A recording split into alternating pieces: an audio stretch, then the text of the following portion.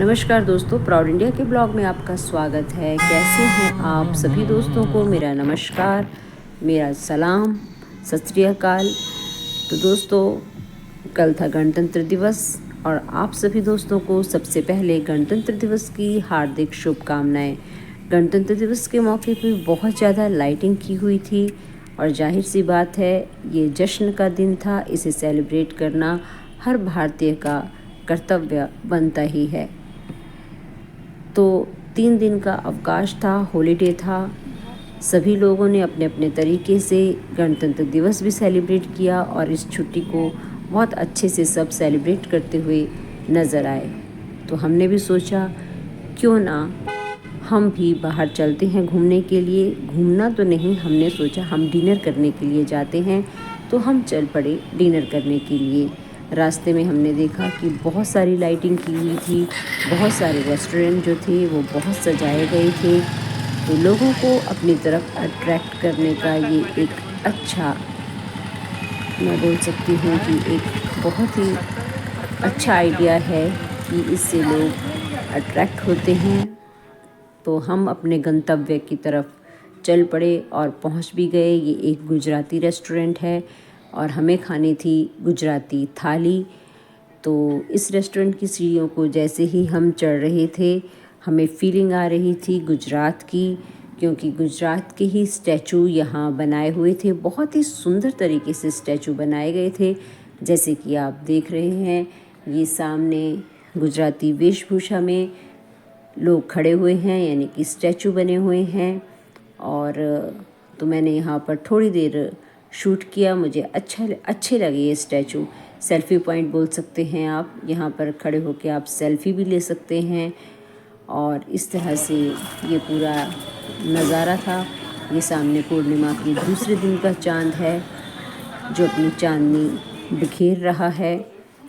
तो हम चलते हैं अब रेस्टोरेंट की तरफ और मैं आपको दिखाती हूँ। ये रेस्टोरेंट मुझे तो काफ़ी सुंदर लगा। इसका थीम भी, मुझे जो गुजराती थीम था वो मुझे बहुत ही अच्छा लगा।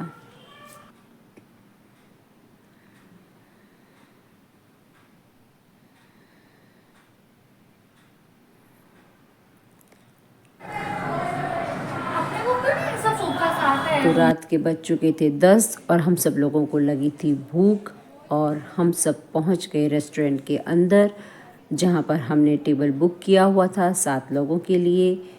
और थाली पहले से ही लगी हुई थी, जैसे कि आप देख रहे हैं। थाली में छोटी छोटी कटोरियाँ रखी हुई हैं और जैसे ही हम वहाँ बैठते हैं उनकी सर्विस चालू हो जाती है। मैंने हर जगह देखा है जहाँ थाली सिस्टम होता है, सर्विसिंग बहुत अच्छी होती है। तो उन लोगों ने सर्व करना भी शुरू कर दिया। तो उन्होंने हमें सबसे पहले 2 प्रकार की सॉस डाली, यानी कि चटनी डाली, सलाद डाला और उसके बाद भी ये 4 प्रकार की डिशेस लेके आई, जिनमें मटर पनीर की सब्ज़ी थी, आलू मटर थे, दाल थी, कढ़ी थी, राजमा थे और चने थे। ये बैंगन की सब्ज़ी भी थी जो उन्होंने परोसी। और इस तरह से ये 4-4 बर्तनों में अलग अलग जो सर्व करने वाले लोग थे वो खाना लेके आ रहे थे और सबको सर्व कर रहे थे, जैसे कि आप देख रहे हैं। तो मुझे तो बहुत भूख लगी थी, तो उनकी सर्विसिंग चालू थी, क्योंकि अभी उन्हें और भी बहुत कुछ परोसना था। उसके बाद वो गरम गरम छोटी छोटी रोटियां लेके आए और उसके ऊपर उन्होंने देसी घी भी डाला। रोटियां बहुत ही नरम और मुलायम बनी हुई थी, अच्छी लग रही थी देख के। इस तरह से जैसे कि आप देख रहे हैं, वो देसी घी भी डाल रहे हैं साथ साथ में। सबकी प्लेट में उन्होंने फुल्कों के ऊपर, यानी कि चपाती के ऊपर देसी घी डाला और इसके बाद उन्होंने गरम गरम गुड़ की जलेबी सर्व की। गुड़ की जलेबी बहुत ही स्वादिष्ट होती है और खाने में भी अच्छी होती है। यह हानिकारक नहीं होती चीनी की तुलना में, तो इसलिए आप कभी भी खाएं तो गुड़ की ही जलेबी खाएं। तो इस तरह से उन्होंने लगभग सब कुछ सर्व कर दिया था। और ये जैसे कि आप देख रहे हैं, ये कढ़ी है, ये काफ़ी फेमस है। ये गुजराती कढ़ी है जो सफ़ेद रंग की होती है और मुझे तो ये बहुत ही पसंद है। ये कढ़ी खट्टी नहीं होती, ये मीठी होती है, मीठी कढ़ी होती है।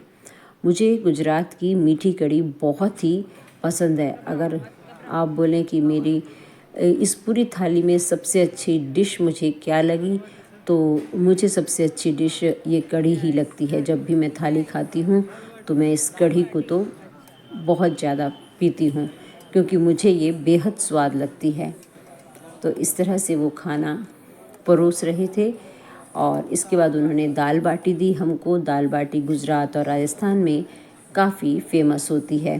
तो उन्होंने दाल बाटी सर्व की हम सबको, और जैसे ही उन्होंने सबको सर्व कर दी तो आप उसके बाद उन्होंने हमको वड़ा दिया।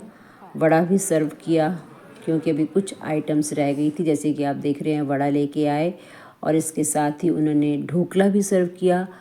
तो जब मैंने ढोकले को देखा ध्यान से तो देखा कि ढोकले का थीम गणतंत्र दिवस पर ही था। ये एक ग्रीन था और उसके बाद ऑरेंज भी था, वाइट भी था। तो ढोकला बहुत ही स्पॉन्जी और बहुत स्वादिष्ट था। पापड़ सर्व किया उसके बाद उन्होंने, और अब हमको लग पड़ी थी भूख। और थाली में लगभग, जैसे कि आप देख रहे हैं, सभी चीज़ें अच्छे से सर्व हो गई थी। थाली भरपूर थी और सभी प्रकार के व्यंजन इस थाली में थे। तो हमने अब खाना शुरू कर दिया। तो जैसे कि आप देख रहे हैं, अभी भी एक डिश बची हुई थी, यानी कि छाछ। तो उन्होंने छाछ भी सर्व की और मैंने छाछ के 2-3 गिलास तो पी ही लिए थे। तो इस तरीके से हमने खाना शुरू किया। सभी खाना खाने में मशगूल थे। सबको भूख लग पड़ी थी। इतनी सुंदर थाली को देख के किसको भूख नहीं लगेगी। तो इसलिए सब अब खाने की टेबल पर बैठ के खाना खाने को तैयार थे। तो इस तरह से हम सब ने ये खाना खाया।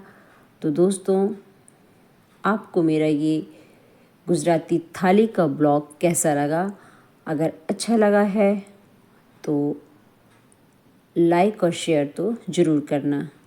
अरे जरा ठहरिए, खाना खाने के बाद जैसे ही मेरा खाना कंप्लीट होगा, मैं आपको ये पूरा रेस्टोरेंट भी दिखा दूँगी, ताकि आप लोग यहाँ आना चाहें तो ज़रूर आइएगा। काफ़ी साफ़ सुथरा था, स्वच्छता का पूरा ध्यान रखा गया था इस रेस्टोरेंट में। मैंने चावल भी लिए। चावल मेरी फेवरेट डिश है। चावल के साथ साथ ये खिचड़ी भी देते हैं और उस पे देसी घी भी सर्व करते हैं साथ में।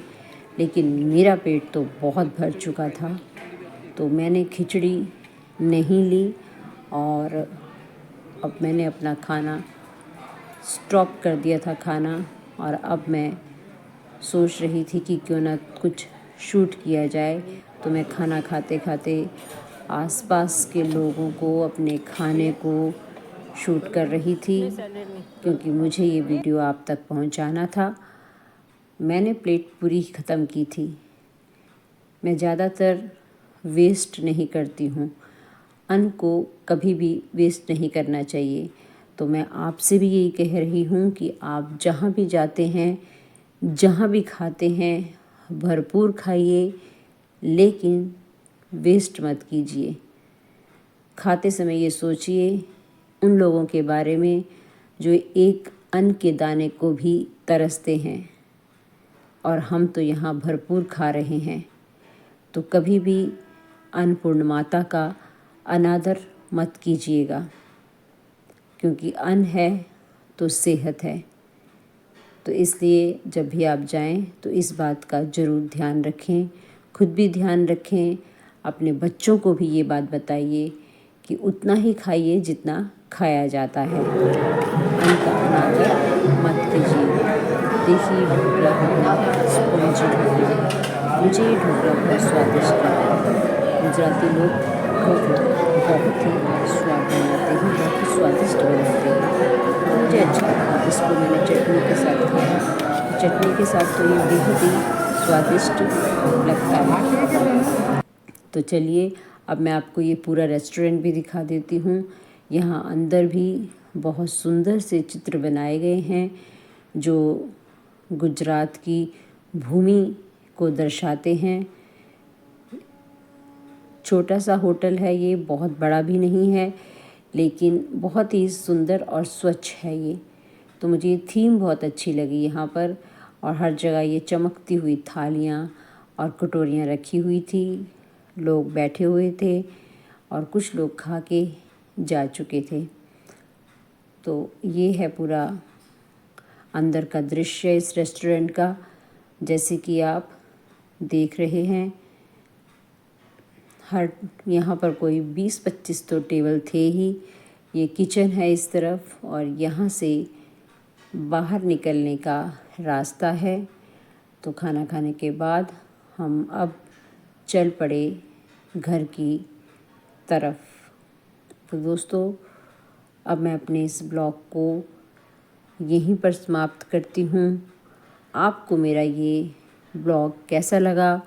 अगर अच्छा लगा है तो ज़्यादा से ज़्यादा लाइक और शेयर ज़रूर कीजिएगा, और आप भी गुजराती थाली खाइएगा। आपको गुजराती थाली अच्छी लगेगी, ऐसा मेरा मानना है। धन्यवाद मेरे इस वीडियो को अंत तक देखने के लिए।